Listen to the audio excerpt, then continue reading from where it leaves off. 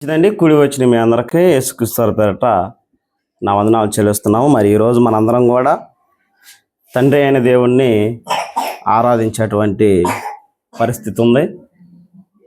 ఎందుకంటే తండ్రి అయిన దేవుణ్ణి మనం ఆరాధిస్తుంటే ఆ ఆరాధన అనేది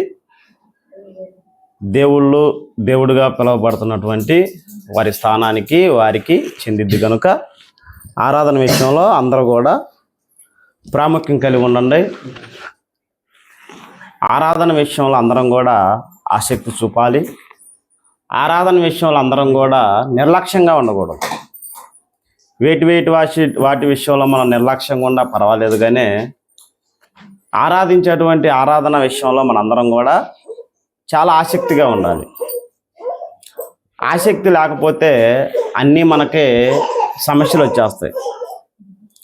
కాబట్టి అందరూ కూడా ఆరాధన అని ఆదివారం మనకు వస్తుందన్నప్పుడు స్వతహాగా ఎవరైనా సరే మీ పనులను ముగించుకొని దేవుని సన్నిధిలో గడపాలి, తండ్రి అయిన దేవుని ఆరాధించాలి అనేటువంటి వాతావరణం మీరు కల్పించుకోవటం అందరికీ మంచిది, కుటుంబాలకు కూడా మంచిది. ఎందుకంటే మనిషి జీవించినంత కాలం ఏదో ఒక పని చేస్తూనే ఉండాలి, లేకపోతే కుటుంబం గడవదు.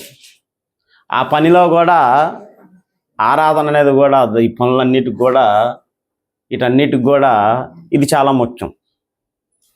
కాబట్టి పనులు చేసుకోవాలి, తండ్రి అయిన దేవుణ్ణి ఆరాధించాలి. మంచిది. మరి ఈరోజు మనందరం కూడా ఒక ముఖ్యమైన విషయాన్ని మనం ధ్యానించుకుందాం. వాస్తవంగా కొన్ని పాఠాలు రాసుకుంటున్నప్పుడు ఏ పాఠం బాగుండిద్ది అనే ఆలోచనలో చెప్పబడే వ్యక్తులకి అందరికీ అర్థమవుతాయి అని నా మాట వినపడుతున్నాయా? బాగానే. కాకపోతే ఈ మరణకరమైన కాని పాపం అనేటువంటి ఒకటి ఉంది.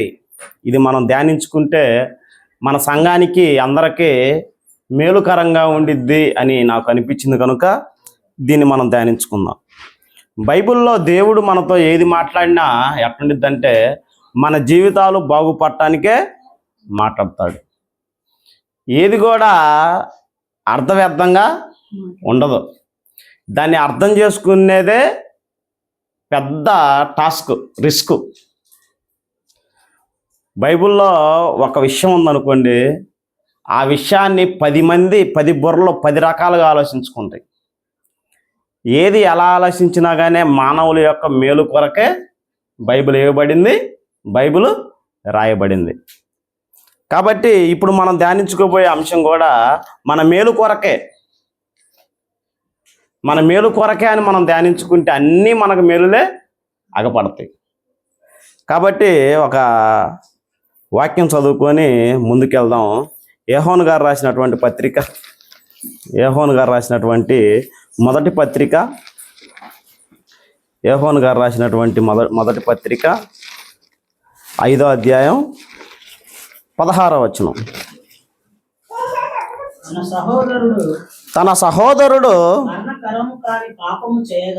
మరణకరము కాని పాపము చేయగా ఎవడైనను చూచిన ఎడల అతడు వేడుకొనును.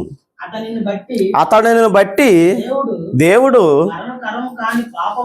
మరణకరము కాని పాపమును చేసిన వానికి జీవము దయచేయును. మరణకరమైన పాపము కలదు.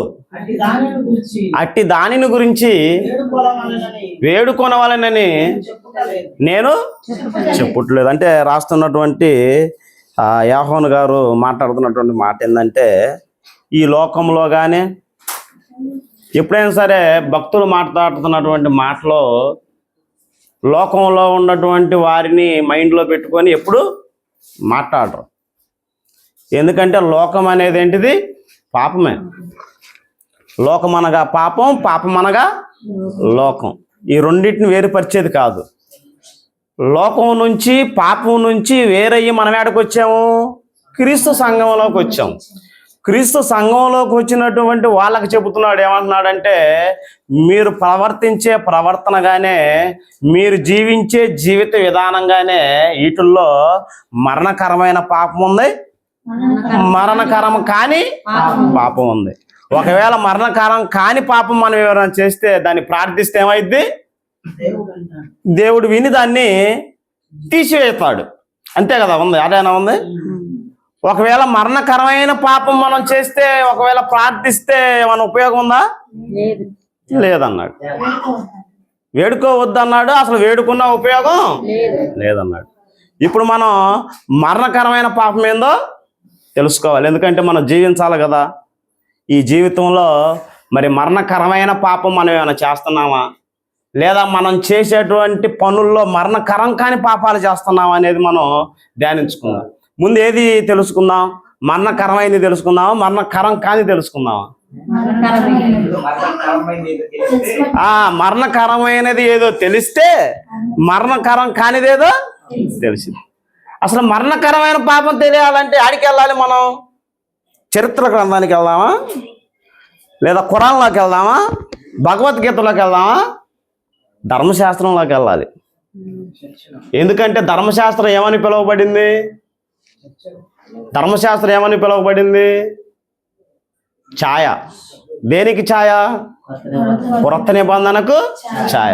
క్రొత్త నిబంధనలో మనం ఎతకకుండా ఇంకొకసారి ఎదిగితే మనకి దొరకదు. అర్థం చేసుకోండి. మరణకరమైన పాపం మనకు తెలియాలంటే పాత నిబంధనలో తెలియాల్సినటువంటి విషయం మనందరం కూడా ఆలోచించాలి, తెలుసుకుందాం. ఒక్క విషయం మీ అందరికి తెలిసిన విషయాలే, రెఫరెన్స్లు రాసుకోండి, నేను నోటి మాటలతో చెప్పేస్తాను.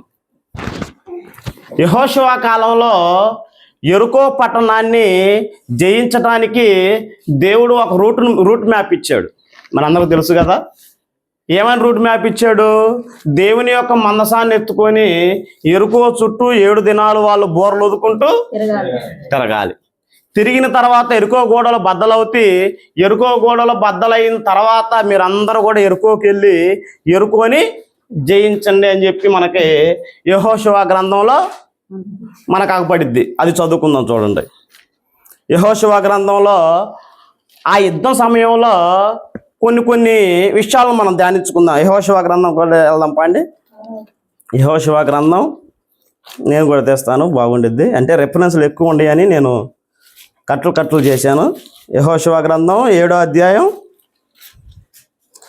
యెహోషువ గ్రంథం 7వ అధ్యాయం తీశారు కదా, చెప్తా చూడండి. యెరికోని ఇశ్రాయేలు అందరూ కూడా యెహోవా చెప్పినటువంటి విధానంలో నడుచుకుంటూ పోయి యెరికో పట్టణాన్ని మొత్తం జయిస్తారు. యెరికో పట్టణాన్ని జయించినప్పుడు యెరికో నుంచి రక్షించబడినటువంటి వ్యక్తులు ఎవరు? ఎందుకు పక్కన చెప్పకుండా నానెత్తున్నారు? రాహాబు ఆమె పేరు వేష్య పేరు ఏం పేరు? రాహాబు అని వేష్య, ఆమెకు సంబంధించినటువంటి బంధువులందరూ వాళ్ళందరూ రక్షింపబడ్డారు. రక్షించబడ్డ తర్వాత విజయోత్సవంతో విజయకేతంతో ఇశ్రాయేళ్ళందరూ ఆ ప్రాంతాన్ని జయించుకున్న తర్వాత ఇంకొక యుద్ధం జరిగిద్ది. ఏంటిది అది? హాయి అనేటువంటి పట్టణం. యెరికో కంటే చాలా చిన్న పట్టణం. ఇశ్రాయేళ్ళు ఏమనుకున్నారంటే, ఒరే బాబు, మనం పెద్ద పట్టణాన్నే జయించాము, ఈ హాయి మీదకి లక్షల మంది ఎందుకు, ఒక 10,000 మంది పోదామని చెప్పి యెహోషువ ఏం చేస్తాడంటే 10,000 మందిని ఆడకు పంపిస్తాడు. పంపించినప్పుడు ఇశ్రాయేలు గెలుస్తారా? గెలిచారమ్మా? నిలవలేరు, ఓడిపోతారు వాళ్ళ ముందు. అప్పుడు యెహోషువ బట్టలు చించుకొని దేవుని సన్నిధిలో మోకాల్లోని ప్రార్థన చేస్తాడు. ఏందయ్యా మాకు ఈ పరిస్థితి ఏందయ్యా, మరి మహాపట్టణమైనటువంటి యెరికోని మేము జయించాం, మహాపట్టణమైనటువంటి యెరికోనే మేము సాధించాము, ఈ చిన్న పట్టణమైనటువంటి హాయిని మేము జయించలేకపోయాం అని చెప్పి వేడుకుంటే ఆడ ఒక మాట మాట్లాడతాడు చూడండి. ఇదే యెహోషువ గ్రంథం 7వ అధ్యాయం 5 నుంచి అనుకుంటా. అప్పుడు హాయి వారిలో 36 మనుషులను హతము చేసి మరియు తమ గవిని వద్ద నుండి షేబారీము వరకు వారిని తరిమి మోరాదుల వారిని హతము చేసిరి. కాబట్టి జనులు గుండెలు కరిగి నీరైపోయాను. యెహోషువ బట్టలు చింపుకొని ఏం చేశాడమ్మా? తన బట్టలు చింపుకొని. మరి అంత పట్టణాన్ని యెరికో అనేటువంటి పెద్ద పట్టణాన్ని జయించినటువంటి ఇల్లు చిన్న పట్టణాన్ని హాయిని జయించలేకపోయారు. యెహోషువ ఏమయ్యాడు? బట్టలు చింపుకొని తన యొక్క బాధ వర్ణించేది కాదు. అదే కంటిన్యూ చేసుకుంటా వస్తా ఏమంటాడంటే, మీలో ఒకడు ఏం చేశాడు? శపితమైన దాన్ని తీసుకున్నాడు. ఎవరు అతను? ఆకాను అనేటువంటి వ్యక్తి ఎప్పుడైతే ఆ యొక్క ఎరుకో పట్టణానికి వెళ్ళాడో, ఆ ఎరుకో పట్టణంలో ఏమేమి తీసుకున్నాడు? ఒక మంచి శ్రీనారు చదువుకుందాం చూడండి. ఒక మంచి శ్రీనారు దోపుడు సొమ్ములు ఒక మంచి శ్రీనారు వస్త్రమును 100 తులముల వెండిని 50 తులము ఎత్తుగల ఒక బంగారు కమ్మెను నేను చూచి వాటిని ఆశించి తీసుకొంటిని. అదిగో నా డేరా మధ్యలో అవి భూమిలో దాచబడి ఉన్నవి. ఆ వెండి దాని కింద ఉన్నదని ఉత్తరం ఇచ్చి తను చేసినదంతయు తప్పు చేశాడండి. తప్పు చేసి నాకు యెహోషువ కాడికి వచ్చి ఏమన్నాడు? అయ్యా, నేను తప్పు చేశానయ్యా. ఎందుకంటే ఇశ్రాయేలు అందరూ కూడా యెరికో పట్టణాన్ని జయించడానికి యుద్ధ సన్నద్ధులై ఉన్నప్పుడు యెహోషువ ఒక ఆజ్ఞ జారీ చేస్తాడు. ఏమని జారీ చేస్తాడు? ఇదిగో మనం యెరికో పట్టణం వెళ్తున్నాం. యెరికో పట్టణంలో ఎవరు కూడా ఆశించొద్దు, ధనాన్ని దొంగలించొద్దు, వస్త్రాలను దొంగలించొద్దు, వెండిని దొంగలించొద్దు. అక్కడ ఉన్నటువంటి ప్రతి వస్తువు కూడా యెహోవా సన్నిధికి వెళ్ళాలి అని చెప్పి యెహోషువ ఏం చేస్తాడో తెలుసా? అందరితో ప్రమాణం చేస్తాడు. ప్రమాణం చేసినా గానే ఈ ఆకాను అనేటువంటి వ్యక్తి ఏం చేశాడు? ఏం చేశాడమ్మా? ఆజ్ఞను మీరతాడు. ఈ ఆజ్ఞను మీరే విషయం చూసుకుందాం చూడండి. ఇదే గ్రంథం సంఖ్యాకాండం 15వ అధ్యాయం 32వ వచనం. సంఖ్యాకాండం 15వ అధ్యాయం 32వ వచనం. సంఖ్యాకాండం 15:32. ఇశ్రాయేలీలు అరణ్యములో ఉన్నప్పుడు ఒకడు విశ్రాంతి దినమున కట్టెలు ఏరట చూచెను. వాడు కట్టెలు ఏరట చూచినాడు. మోషే యొద్దకును అహరోను యొద్దకును సర్వ సమాజం యొద్దకును వాణ్ణి తీసుకొని వచ్చిరి. వానికి ఏమి చేయవలెనో సిద్ధపరచబడలేదు గనుక వానిని కావలిలో ఉంచిరి. తరువాత యెహోవా ఆ మనుషుడు మరణశిక్ష నొందవలెను. ఏమవ్వాలమ్మా? యెహోవా ఆజ్ఞను మీరిన వాడు మరణశిక్ష పొందవలెను. మరి ఆకాను చేసినటువంటి పని ఏంది? ఇశ్రాయేలు అందరిని కూడా యుద్ధానికి పోయే ముందుగా పిలిచి, మీరు యెరికో పట్టణం చేరుతున్నప్పుడు అక్కడ మీరు ఏది కూడా ముట్టవద్దు. ఇదే చదువుకుందాం చూడండి. ఇదే యెహోషువ గ్రంథం 6వ అధ్యాయం 18 అనుకుంటా.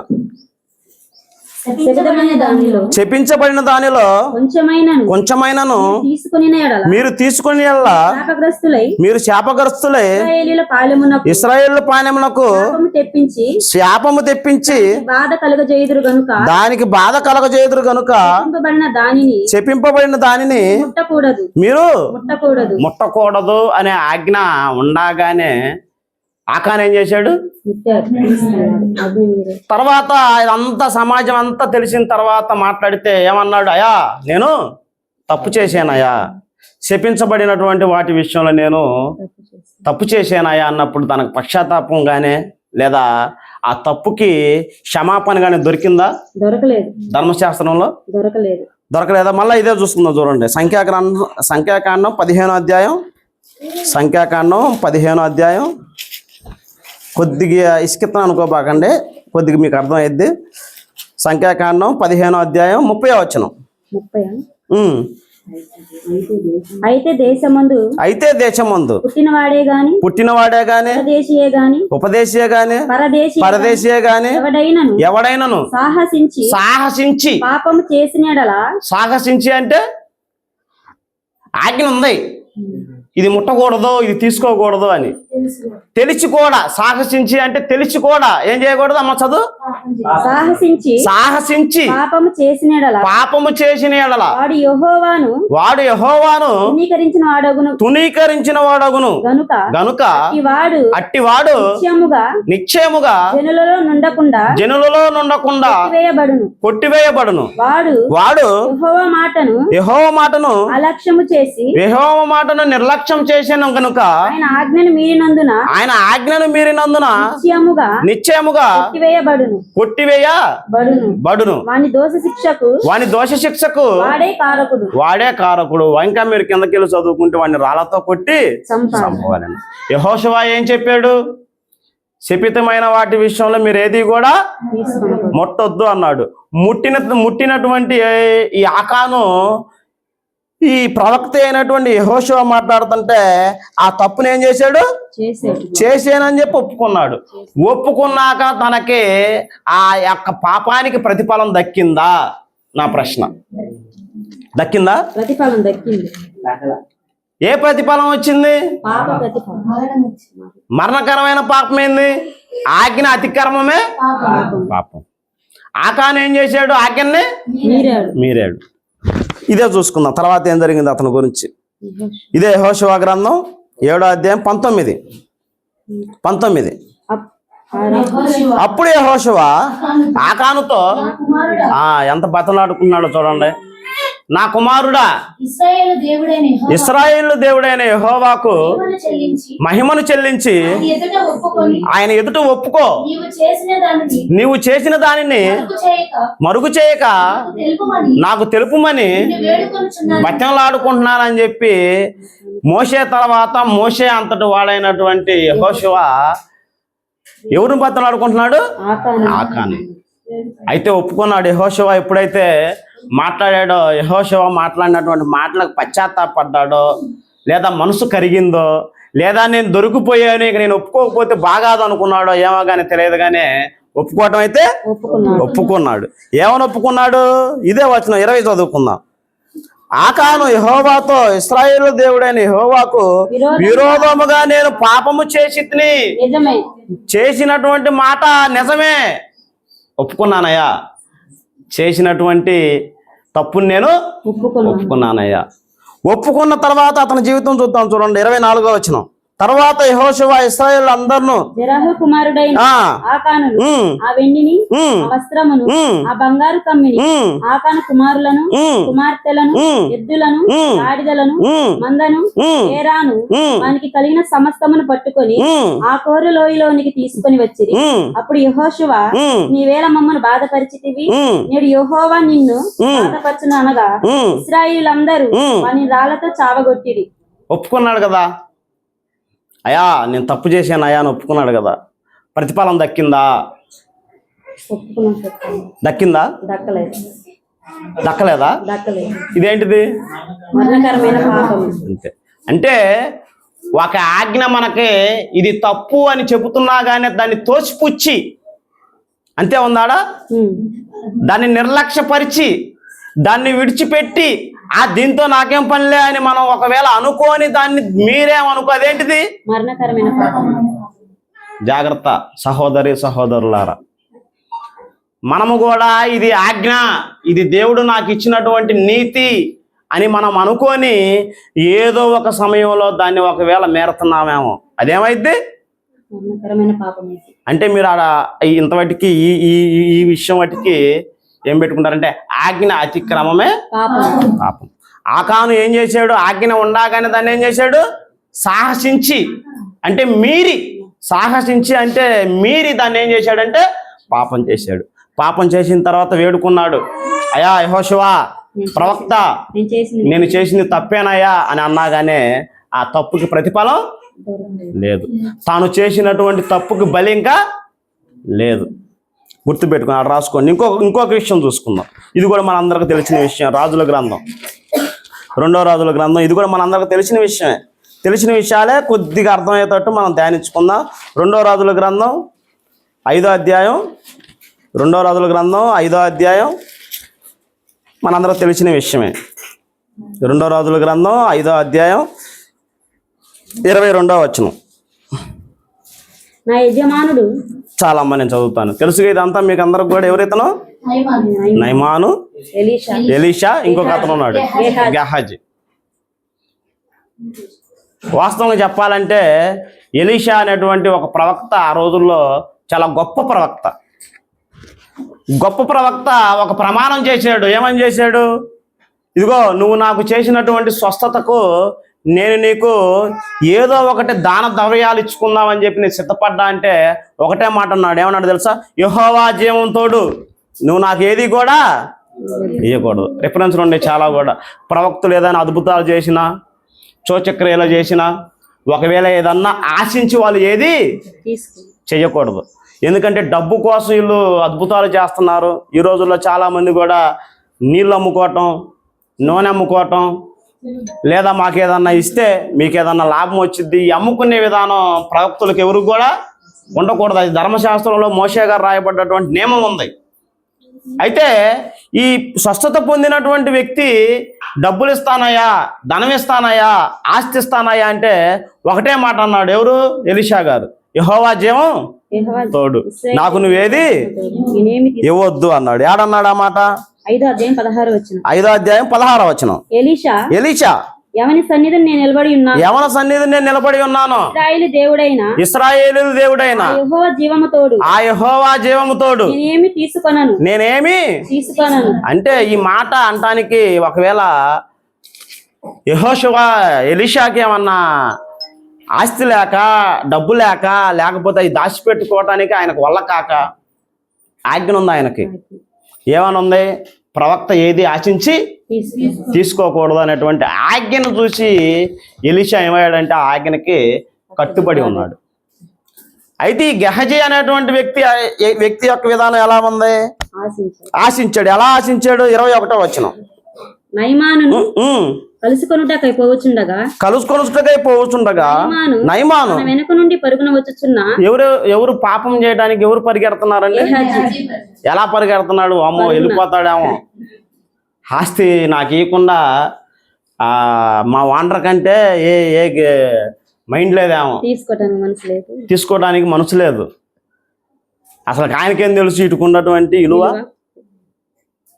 అని ఎట్ట పరిగెడుతున్నాడు. మరి ఆయన వయసు ఎంత ఉందో మనకైతే తెలియదు. కానీ నాకు తెలిసి ప్రవక్త పక్కన ఉన్నాడంటే 22 సంవత్సరాలు అనుకోవచ్చు. వయసు పెద్దదే అనుకోవచ్చు. చిన్నవాళ్ళు ఎవరు కూడా అంతంత వాళ్ళతో సమాసం చెయ్యరు. అయితే ఎలా పరిగెడుతున్నాడు? అమ్మో డబ్బు పోతుంది, ఆస్తి పోతుంది అని చెప్పి పరిగెత్తుకుంటా ఆయన కాడికి వెళ్ళి ఏమని అబద్ధం ఆడాడండి? నా యజమానుడు నా చేత మరి మీ యజమానుడు ప్రమాణం చేశాడు కదా యెహోవా మీద, అది అబద్ధమా? అంటే జనాల ముందు మీ ప్రవక్త నటించాడా? మరి మా యజమానుడు వేరే వాళ్ళకి ఎవరికో సహాయం చేయడానికి నీ కాడకు నన్ను పంపించాడంటే మరి నేను ఇస్తానప్పుడు ఒప్పుకోలేదు, తీసుకోలేదు కదా, అంటే నటించాడా అని ఎవరి మీదకి వస్తుంది ఆ నింద? ఎలీషా మీదకి వస్తే ఎవరి మీదకి పోయిద్ది? అది ఆడ పాయింట్. అంటే ఈ నయమాను చేస్తున్నటువంటి ఎవరి పేరు? ఇతని పేరు గెహజీ. ఈ గెహజీ చేసేటువంటి పని వల్ల ఏమవుతుందంటే దేవుని ప్రవక్త అయినటువంటి ఎలీషా గారికి అవమానం వస్తుంది. సాక్షాత్తు ఈ లోకాలను మనల్ని కలిగించినటువంటి దేవునికి ఏమవుతుంది? అవమానం వస్తుంది. కాబట్టి ఈ గెహజీకి ఏమొచ్చింది? తర్వాత ఒప్పుకుంటాడేనో కూడా, తర్వాత బొంకినా తర్వాత మాట్లాడిన మాటలు వేరుగా ఉంటాయి. అయినా ఆయనకి క్షమాపణ దొరికిందా? దొరకలా. అంటే ఈ తప్పు కూడా ఒకటి మీరు గుర్తుపెట్టుకోండి. మన ద్వారా కానీ మనం చేసే పనుల వల్ల కానీ యెహోవా దేవునికి కానీ యేసుక్రీస్తు వారికి కానీ పరిశుద్ధాత్మ దేవునికి కానీ అవమానం వస్తుందా? అవమానించేటువంటి పని పాటల్లో మనం నిమగ్నమై ఉన్నామా? ఇది మరణకరమైనటువంటి పాపం లెక్కలోకి వెళ్ళిద్ది. ఇదే మాట చూసుకుందాం చూడండి. ఇంకొక విషయంలో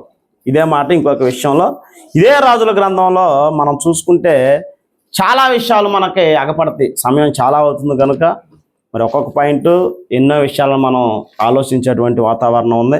అయితే క్రొత్త నిబంధనలో కొన్ని చూసుకొని ముగించుకుందాం. అంటే మరణకరమైన పాపంలో 2 చూసుకున్నాం. ఏంటిది అది? 1 ఆజ్ఞ అతిక్రమమే పాపం. ఇతను ఏం చేశాడు? ఆజ్ఞ ఉండగానే మీరి ఒక బంగారపు కమ్మె కోసం, వస్త్రాల కోసం ఏం చేశాడు? ఇశ్రాయేలు సమాజానం అంతటికి కూడా శాపాన్ని తెచ్చిపెట్టి మరణకరమైనటువంటి పాపంలోకి వెళ్ళిపోయాడు. ఈ వ్యక్తి ఏం చేశాడంటే ధనము కోసం పరిగెత్తుకుంటూ పోయి యెహోవా దేవునికి, ఆయన యొక్క ప్రవక్తకు అవమానం తెచ్చేటువంటి పనిని చేశాడు. ఈ రెండింటిని కూడా దేవుడు సహించడు. ఈ రెండింటి కూడా సహించే పాపాలు కాదని గ్రంథం మనకి తెలియజేస్తుంది. అయితే ఇంకొక మాట చూసుకుందాం. క్రొత్త నిబంధనలో రెఫరెన్స్లు అవసరం లేకుండా ఇస్కరియోతు యోధ, అతను కూడా ఏం చేశాడండి? ధనము కోసం తన యొక్క స్నేహితుడు అనబడినటువంటి యేసుక్రీస్తు వారిని, ఈ లోకాలను రక్షించడానికి వచ్చినటువంటి ఆయన్ని పట్టించటానికి ప్లాన్ వేసుకున్నాడు. ప్లానా కాదా? ఎన్ని రోజుల ప్లాను? ఆయనతో కలిసి జీవించినంత కాలం ఎప్పుడు పట్టియాలా? ఎంతకు పట్టియాలా? ఎలా పట్టియాలా? ఉండేది ఎవరు పక్కన? యేసుక్రీస్తు వారు పక్కనే ఉంటా ఆయనకే ప్లాన్ గీస్తున్నటువంటి వ్యక్తి ఎవరు? రెఫరెన్స్ అవసరం లేదు. తర్వాత పశ్చాత్తాపడ్డాడు. నేను పట్టించిన ఆయన నీతిమంతుడు, నేను అనవసరంగా నీతిమంతుని పట్టించా అని చెప్పి అడిగితే పశ్చాత్తాపడ్డాడు. కానీ పశ్చాత్తాపానికి ప్రతిఫలం ఉందా? ఉందా? అది కూడా మరణకరమైనటువంటి పాపమే. ఇంకోటి కూడా చూసుకుందాం, రెఫరెన్స్ అవసరం లేదు. అననీయ మొదటగా ఏమనుకున్నారు వాళ్ళు? వచ్చిందంట దేవునికి. మొదటగా నిర్ణయాలు ఎలా ఉండే అన్నారు. తర్వాత ఏమైంది? అది కూడా మరణకరమైనటువంటి పాపమే. ఇంకా చెప్పాలంటే అననీయ, సప్పిరాలు, ఇస్కరియోతు యోధ. ఇంకా మన గురించి ఇంకొక మాట మనం చూసుకొని ముందుకెళ్దాం. చూడండి, హెబ్రీలకు రాసిన పత్రిక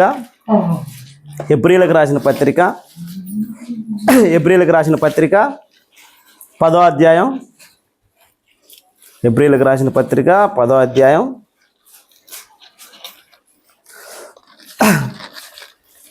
29వ వచనం. ఇట్లుండగా దేవుని కుమారుణ్ణి పాదములతో తొక్కి తాను పరిశుద్ధపరచుటకు సాధనమైన నిబంధన రక్తమును అపవిత్రమైనదిగా ఎంచి కృపకు మూలమగు ఆత్మను తిరస్కరించిన వాడు ఎంత ఎక్కువైన దండనకు పాత్రుడుగా ఎంచబడునని మీకు తోచును. పగ తీర్చుట నా పని, నేనే ప్రతిఫలమిత్తును. ఇది మీకు అర్థమైందా ఏమన్నా? అంటే ఇది కూడా ఒక పాపం అని చెబుతున్నాడు. ఈ పాపానికి ఏంటంటే ఇంకా ప్రతిఫలమిత్తునని, పగ తీర్చుట నా పని, నేను వాడికి ప్రతిఫలం ఇస్తా అన్నాడు. ఇది మీకు అర్థం కావాలంటే కొద్దిగా 26 కూడా మనం చదువుకుందాం. 26 ఇదే వచనం. మనము ఇది పాయింట్ గుర్తుపెట్టుకోండి. ఒక్కొక్క పాయింట్ గుర్తుపెట్టుకోండి. ఇది మనందరం కూడా తరతరాల్లో మనందరం కూడా మనసులో ఉంచుకోవాల్సినటువంటి పాయింట్. మనము సత్యమును గురించి అనుభవ జ్ఞానం పొందిన తర్వాత బుద్ధిపూర్వకముగా పాపము చేసిన ఎడల పాపమునకు ఏముండదంట? మన సంఘంలో ఒక 2 సహోదరులు రక్షణ పొందారు.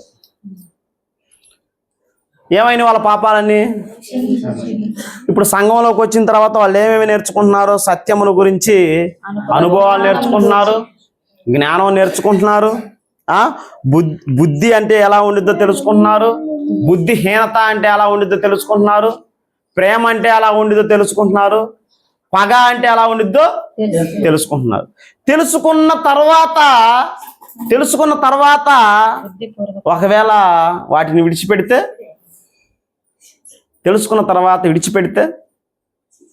అదే చెబుతున్నాడు. అలా ఆలోచించుకొని చదవండి. మనము సత్యముల గురించి అనుభవ జ్ఞానం పొందిన తర్వాత బుద్ధిపూర్వకముగా పాపము చేసిన ఎడల పాపములకు బలికను ఉండదు గాని న్యాయపు తీర్పునకు భయముతో ఎదురు చూచుటయు విరోధులను తీక్షణమైన అగ్నియు ఇకను ఉండును.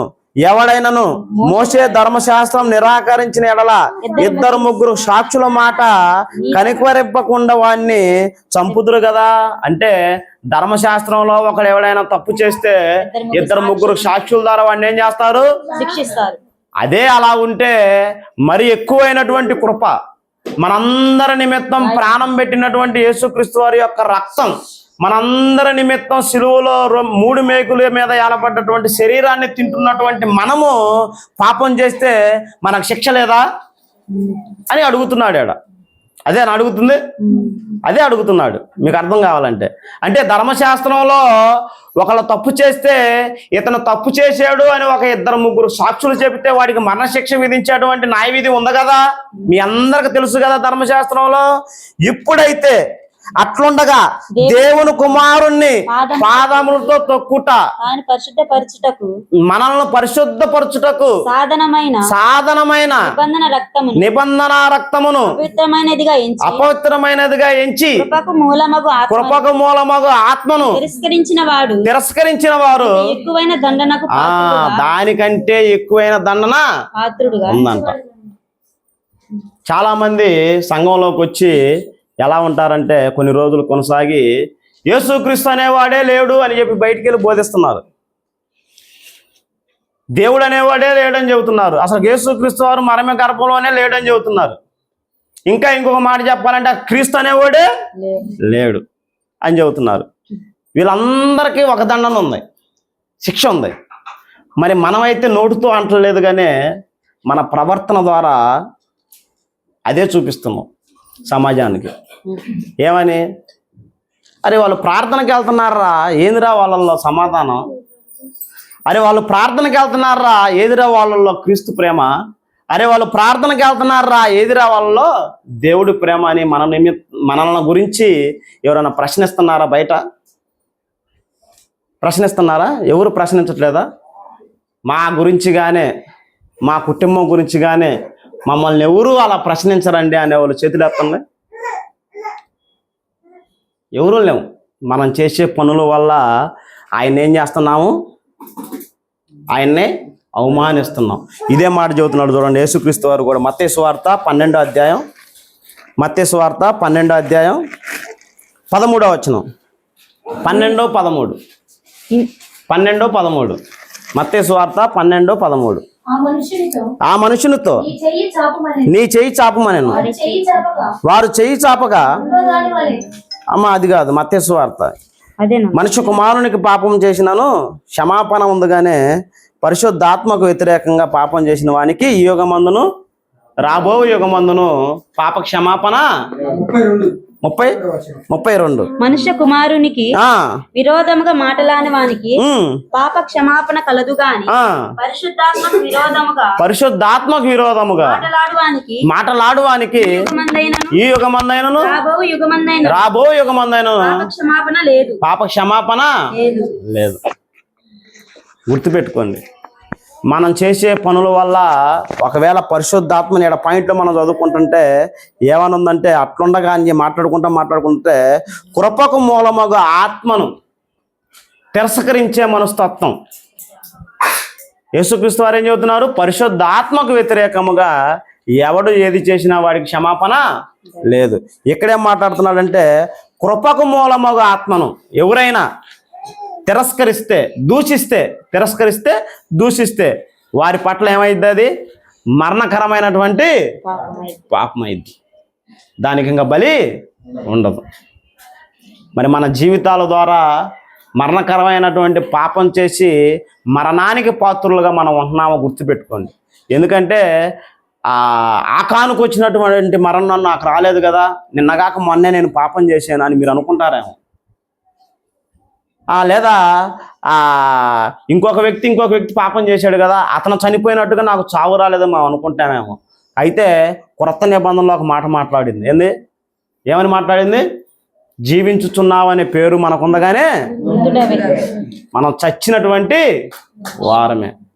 చావటం అంటే ఆత్మీయత ఉండదు, ప్రేమ ఉండదు, దయ ఉండదు, కరుణ ఉండదు, దేవుని యొక్క లక్షణాలు ఏవి కూడా మనలో లేకుండా జీవించటమే వాడు చనిపోయిన వాడితో సమానం.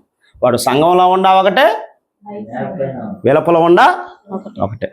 గుర్తుపెట్టుకోండి, మరణకరమైనటువంటి పాపం 3 విషయాలు చెప్పాను నేను. ఏం చెప్పాను? ఆజ్ఞ అతిక్రమం పాపం. ఇంకొకటి చెప్పాను, మన ద్వారా దేవుణ్ణి అవమానించేటువంటి పనుల్లో మనం దేంట్లో కూడా ఉండకూడదు. ఇంకొకటి, బాప్టిజం తీసుకున్నటువంటి మనందరం కూడా యేసు ప్రభువును గానే, పరిశుద్ధాత్మను గానే, యెహోవా దేవుణ్ణి గానే మన ప్రవర్తన ద్వారా గానే, మన పనుల ద్వారా గానే దూషించబడేటువంటి వాతావరణం ఉండగానే అది మరణకరమైన పాపం. 3 విషయాలు చెప్పాను. ఇప్పుడు మరణకరం కాని పాపం గురించి తెలుసుకుందాం. అమ్మయ్య, ఇది కొద్దిగా చేసేది అనుకుంటా. అంతేనా? అర్థమైందా?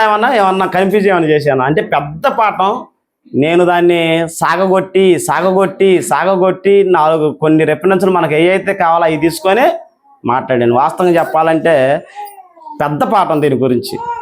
అయితే మరణకరం కాని పాపం గురించి తెలుసుకుందాం, ఎందుకంటే ఇది మనందరం కూడా చేయడానికి భలే ఈజీగా ఉంటుంది. మరణకరం కాని పాపం. ఇప్పుడు మరణకరమైనటువంటి పాపం 3 విషయాలు చెప్పాను, గుర్తుపెట్టుకోండి. ఎప్పటికైనా సరే పిక్చర్లో ఎప్పటికైనా సరే 3 విషయాలు. తర్వాత మరణకరం కాని పాపం గురించి మనం మాట్లాడుకుందాం.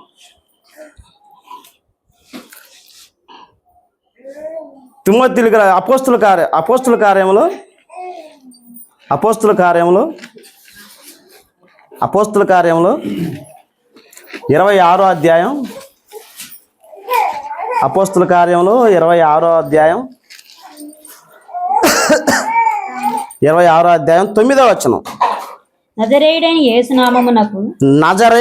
యేసు నామమునకు విరోధముగా అనేక కార్యములు చేయవలెనని నేను అనుకొంటిని.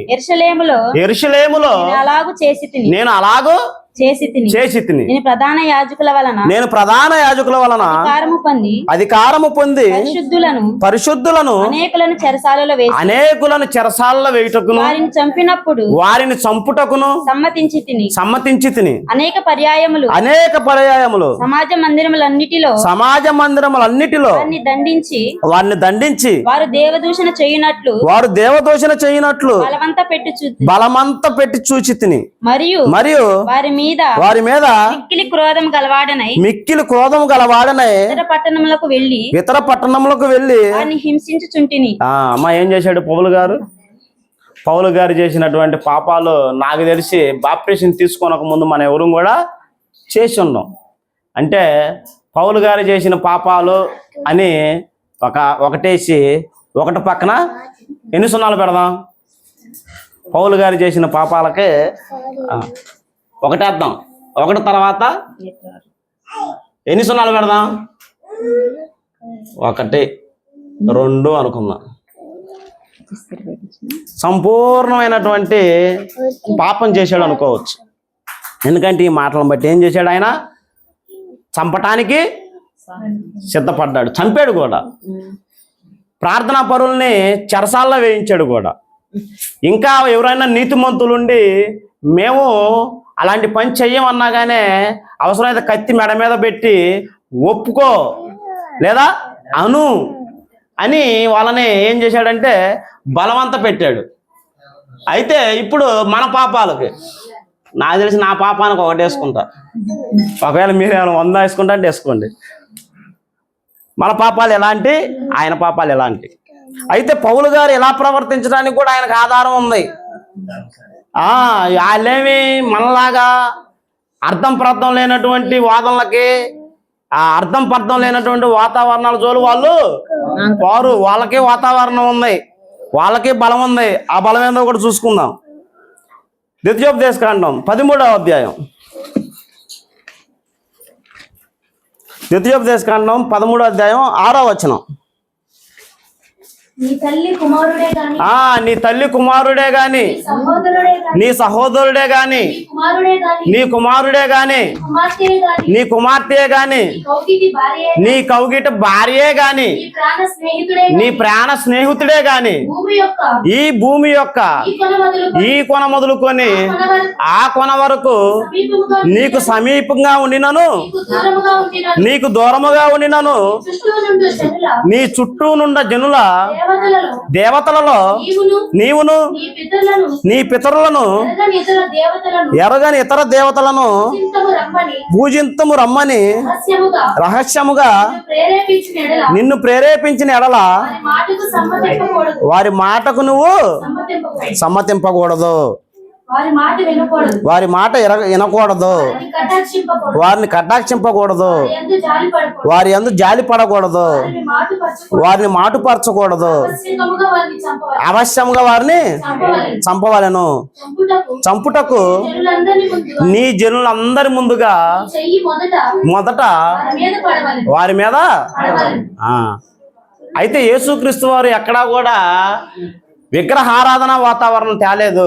ఇక్కడ అన్ని కలుపుకుంటూ వచ్చి మాట్లాడుతున్నటువంటి వాతావరణం ఏంటంటే, యూదులకి ఇశ్రాయేళ్ళకి యేసుక్రీస్తు వారి యొక్క విధానం అర్థం కాల. అయితే ఎవరైతే యెహోవా దేవుని యొక్క నియమానికి అడ్డంగా ఉన్నారో, యెహోవా దేవుని యొక్క చట్టానికి వ్యతిరేకంగా ఉన్నారో వాళ్ళందరినీ చంపాలి. చంపే వాళ్ళల్లో మొదటగా ఎవరు హస్తం అయితే ముందుండిద్దో వాళ్ళెవరు? యెహోవా దేవుని దృష్టిలో వాళ్ళు ఎవరు? గొప్ప వాళ్ళు, ద్రోహులు కాదు, గొప్ప వాళ్ళు. ధర్మశాస్త్రం అదే చెబుతుంది. ధర్మశాస్త్ర మీరు చదువుకోండి, వెళ్ళిన తర్వాత ద్వితీయోపదేశకాండం చదివితే క్రొత్త నిబంధనకు పాత నిబంధనకు ఉన్నటువంటి వ్యత్యాసం బాగా పడుద్ది. అదే విధానం కలిగిన పౌలు గారు ఏం చేస్తున్నాడు? ఎమ్మట పడుతున్నాడు, గుర్రం వేసుకొని ఎమ్మట పడుతున్నాడు, సైన్యాలు తీసుకొని ఎమ్మట పడుతున్నాడు, చాలా మంది ఇక్కడ తాకీదులు తీసుకొని ఎమ్మట పడుతున్నాడు. ఎందుకు? ఆయన చేయి మొదటగా ఉండాలి కదా. అదేంది వాళ్ళకి నియమం. ఆ నియమం విషయంలో ఎవరు ముందు ఉండాలి? నేనే ముందు ఉండాలని చెప్పి ఎమ్మట పడుతున్నటువంటి వ్యక్తికి అది కూడా వాళ్ళకి ఏమనిపించిందంటే, ఇది నేను చేసినటువంటి తప్పు, పాపం. ఈ పాపానికి ప్రతిఫలం ఏమనుందో చూసుకుందాం. చూడండి, ఇదే 1 తిమోతికి రాసిన పత్రిక 1వ అధ్యాయం 12వ వచనం. పూర్వము దూషకుడును హింసకుడును హానికరుడైన నన్ను తన పరిచర్యకు నియమించి నమ్మకమైన వానిగా ఎంచి నన్ను బలపరిచిన మన ప్రభువైన క్రీస్తు యేసునకు కృతజ్ఞుడనై ఉన్నాను. ఏంటిదమ్మా? గుర్తుపెట్టుకోండి, చాలా ముఖ్యమైన విషయం ఇది. చాలా మంది అంటారు ఏదంటే రైల్వే స్టేషన్లో పదం అంటారు, ఐఎం ముఖ్య గమనిక. ఏంటిది అది? చాలా ముఖ్యమైన గమనిక. ఏంటిది అది అక్క?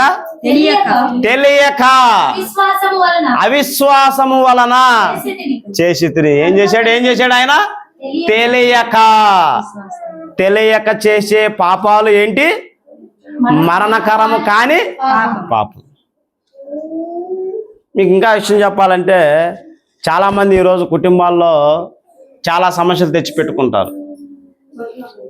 భర్తను నేను ఈ మాట అనకూడదు అని వాక్యం చెబుతుంది, అయినా కానీ ఏమంటాం అలా పిలుపల్లా? తెలియక చేసేయి లెక్కలోకి రావు. దీనికి కూడా ఆధారం ఉంది. ద్వితీయోపదేశకాండం 19వ అధ్యాయం 15వ వచనం. ద్వితీయోపదేశకాండం ఒకడు చేయు సమస్త పాపములలో ఏ అపరాధమును గురించే గాని ఏ పాపమును గురించే గాని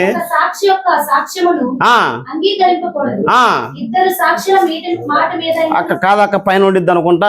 ఎవడైనా నువ్వు తెలియక పాపము చేసిన ఎడల వాడిని మీరు శిక్షింపకూడదు, వాడిని మీరు ఆశ్రయపురములలో ఉంచవలెను. అంటే మరణకరం కాని పాపం ఏంటిది? తెలియక చేసేటువంటి పాపం ఏంటిదంటే మరణకరం కాని పాపం. దొంగతనం చేయకూడదు అని ఏం చెబుతుంది? అయినా నేను సాహసించి ఏంటిది అది? ఎన్నిసార్లు చచ్చిపోతాడు నీకోసం యేసుక్రీస్తు వారు? ఎన్నిసార్లు బలి ఇవ్వాలి? ఎన్నిసార్లు ఆయన రక్తం కార్చాలి? ఒకసారి వెలిగింపబడిన తర్వాత మన స్థితి మరలా ఆరిపోయే స్థితి అవ్వకూడదు. తెలియక చేసే ఏంటి పాపాలు. ఇంకో మాట చూసుకుందాం. సంఖ్యాకాండం 15వ అధ్యాయం 28. సంఖ్యాకాండం 15వ అధ్యాయం 28 ముగిచ్చేస్తాను. సంఖ్యాకాండం అమ్మా, పొరపాటున యెహోవా సన్నిధిని దాన్ని పాపం ఏంటిది? అది తెలియక పొరపాటున, తెలియక పొరపాటున. చదువు అక్క. కనుక తెలియకే పాపము చేసిన వాని నిమిత్తము రాజకుడు ప్రాయశ్చిత్తం చేయును. వాని నిమిత్తము ప్రాయశ్చిత్తం చేయుట వలన ఏమనందుతాడు? ఆడేం పాయింట్ ఉందో తెలియక. పాపం మనకు తెలుసా అన్న? యశ్బాబు అన్న, పాపం అనగా ఏంటిది తెలుసు, అయినా చేస్తావా? చేస్తానే ఉంటాం. అది ఏమవుతుందంటే మనకి మరణకరమైనటువంటి పాపంగా ఎంచబడుతుంది. జాగ్రత్త నా సహోదరి సహోదరులారా. ఇదే గ్రంథంలో కూడా ఉంటుంది. ఒకడు తెలియక పొలంలోకి వెళ్ళినప్పుడు, చెట్టు నరుగుతున్నప్పుడు గొడ్డలు పిడివి ఊడి ఒకడికి తగిలితే వాడు చనిపోతే వాడు దాని విషయంలో ఏమవుతాడు? ద్రోహి కాదు, నిరపరాధి అవుతాడు, నిర్దోషి అవుతాడు, ద్రోహి కాడు. ఎందుకు? తెలియాలా వాడికి. ఇప్పుడు నేను అంకార బండి మీద అదేదో ఊరే వెళ్తున్నాం పనికి. మార్గం మధ్యలో మేము వెళ్తున్నాము. సడన్గా ఒక పెద్ద ఆయన వచ్చాడు, బ్రేకులు పడలేదు, గుద్దేశం చచ్చిపోయాడు. ఆ విషయంలో మీరు మా అందరి గురించి ఏం చేయాలి? అమ్మా రాని ఏం చేయాలి తప్పుడు? అది కాదు, మా అందరి నిమిత్తం మీరేం చేయాలి? అది ఆ లేఖనానికి ఉన్నటువంటి అర్థం. తెలియక చేశాం, పొరపాటున జరిగింది. తెలియక చేసిన వాటి విషయంలో, పొరపాటు జరిగిన వాటి విషయంలో మీరందరూ ఏం చేయాలో తెలుసా? సహోదరుడు గురించి ప్రార్థన చేయాలి. ఒక స్త్రీని వ్యామోహ చూపు చూడకూడదు ఆజ్ఞ. చూసా, నా గురించి ప్రార్థన చేస్తారా మీరు? చేసిన ఉపయోగం ఉందా? లేదు. వ్యభిచరించకూడదు లేఖనం ఉంది, అయినాగా నేనేం చేశా? ప్రార్థన చేస్తారా నా కోసం? చేసిన ఉపయోగం లేదు. అంటే ఇప్పుడు రెండు విషయాలు చెప్పా. మరణకరమైనటువంటి పాపం గురించి మాట్లాడి అర్థమైందా? ఏమైనా కన్ఫ్యూజ్ అయ్యారా? అర్థమైందిగా? తర్వాత అడుగుతా కొన్ని రోజుల తర్వాత. మరణకరం కాని పాపం గురించి. మరణకరం కాని పాపం విషయంలో మనందరికంటే 100% చేశాడు ఎవరు ఆయన? పౌలు గారు. ఆయన ఏమని స్టేట్మెంట్ ఇచ్చాడు? నేను తెలియక చేశాను, నేను అవిధేయత వలన చేశాను, అవిశ్వాసం వలన చేశాను, నా కళ్ళు మోసకపోయి నేను చేశాను. తెలిసిన తర్వాత పౌలు గారు లేదన్న తప్పెతుకుదాం మనం. తీయండి మీ గ్రంథాలు మొత్తం తీసి యాడ్ నుంచి అపోస్తుల కార్యం కాడ నుంచి ఆయన రాసినటువంటి పత్రికలు దాకా ఎతుకుదాం. ఆయనలో ఒక తప్పేదని ఎతుకుదామా? అది భక్తి అంటే. అలాంటి వాళ్ళే దేవుని సన్నిధికి చేరేటువంటి వ్యక్తులు, మనం కాదు. గుర్తుపెట్టుకోండి. ఒక్కసారి మన పాపాల నిమిత్తం ఆయన యొక్క బలి అర్పించిన తర్వాత కూడా మనం మరలా పాపం చేస్తే యేసుక్రీస్తు వారిని మనం అవమానపరిచిన వాళ్ళగా అవుతాం. మన మనసులు మార్చడానికి, మన స్థితిని మార్చడానికి పరిశుద్ధాత్మ దేవుడు మనలో ఉండి గొప్ప కార్యాలు చేస్తుంటే ఆయన్ని కూడా మనం తోసిపుచ్చి పాపాలు చేయడానికి మనం పరిగెత్తుకుంటూ పోయాం అనుకోండి, అది ఏమైతే తెలుసా? పెద్ద పాపంగా మారిద్ది. కాబట్టి ఇంకా చెప్పుకుంటే చాలా ఉంది కాబట్టి నేను ముగిస్తున్నాను. ముందున్న రోజుల్లో దీని గురించి ఇంకా ముందుగా మాట్లాడుకుందాం. నేను చెప్పబోయేటువంటి విషయం ఏంటంటే, నేను ప్రేమపూర్వకంగా చెప్పేటువంటి వాతావరణం కానీ మాటలు కానీ ఏదైనా కానీ ఇది పాపం, ఇది ఆజ్ఞ అని తెలిసినప్పుడు దాని జోలు మనం పోకుండా ఉండటమే మంచిది. ఒక వ్యక్తి వాళ్ళ ఇంట్లో ఏదో బట్టలు కుట్టుకోవడానికి సూది లేదంట. సూది లేకపోయేసరికి చిల్లర కొట్టుకెళ్ళి ఆ సూది అడిగిందంట. ఆమె బల్ల మీద పెట్టిందంట. ఆమె పోయి అవి తెచ్చుకునేసరికి ఆ సూదేగా అని చెప్పి జేబులో పెట్టుకొని ఇంటికి వచ్చేసాడంట. తప్పేమన్నా ఉందా? సూదేగా ఏనా? సూదేగా తప్పేముంది? అదెంత? ₹10 అంటే చిన్న తప్పే పోయి ఏమైతే తెలుసా, రేపు గెడ్డపారని ఒక కొచ్చని వస్తాడు. ఇప్పుడు సూది పోయింది, కొన్ని రోజుల తర్వాత గెడ్డపార, కొన్ని రోజుల తర్వాత బంగారం, కొన్ని రోజుల తర్వాత ఆస్తులు, అట్టవాడు దొంగగా మారేటువంటి పరిస్థితులు ఉన్నాయి. అందుకని ఏమన్నాడంటే, కొంచెమైన దాంట్లో నమ్మకంగా ఉండేవాడు మరి ఎక్కువ దాంట్లో నమ్మకంగా ఉంటాడు. కాబట్టి ఇది చిన్న తప్పేగా అనుకోబాకండి. మీకు ఇంకా చెప్పాలంటే చాలా ఉదాహరణలు ఉంటాయి. ఒక పాస్టర్ గారు చెప్పాడంట, మా భార్య నా మాట అంటలేదండి అంటే, వినకపోయిందిరా, పోయి రేల కొట్టుడు కొట్టుకోరా ముందు. ఏమైంది? ప్రార్థన ప్రభు సన్నిధికి వచ్చి మోకరించి ప్రార్థించు. క్షమించడా ఆయన? క్షమించడా? అదే ఇప్పుడు జరిగిపోయింది ట్రెండ్. మరణకరమైన పాపం ఉంది, మరణకరం కాని పాపం ఉంది. కాబట్టి నువ్వు చేయాల్సిన పని చేసి వచ్చి ప్రభు సన్నిధిలోకి వచ్చి మోకరించి ప్రార్థన చేయి, మొత్తం పోతాయి అన్నాడు. పాస్టర్ గారు కొట్టు అంటే వాడు పోయి తాడేసి లాగిండంట మెడకి, దెబ్బగా చచ్చిపోయింది. ముందు దేవుడు క్షమిస్తాడో క్షమించడో తర్వాత సంగతిగానే, ఇప్పుడు కూడా దాదాపు 12 నెలలు పెట్టి జైల్లోనే ఉన్నాడు, శిక్ష అనుభవిస్తూ ఉన్నాడు. గుర్తుపెట్టుకోండి. అంటే చాలామంది ఎలా ఉందంటే, నేను చేస్తున్నటువంటి పాపం సంఘాన్ని విడిచిపెట్టి బయటికి వెళ్ళి ఈ తప్పు చేసి వచ్చి సంఘంలో మోకరించి ప్రార్థన చేస్తే పోయిద్ది అనుకుంటున్నారు. సమాజం అంతా తయారైంది, అంతే తయారైంది. ఎందుకు? మళ్ళా దానికి పేరు యేసుక్రీస్తు వారు ఏందో తెలుసా? ఆయన ప్రేమ మయుడు, ఆయన ప్రేమ స్వరూపి, ప్రేమమూర్తి.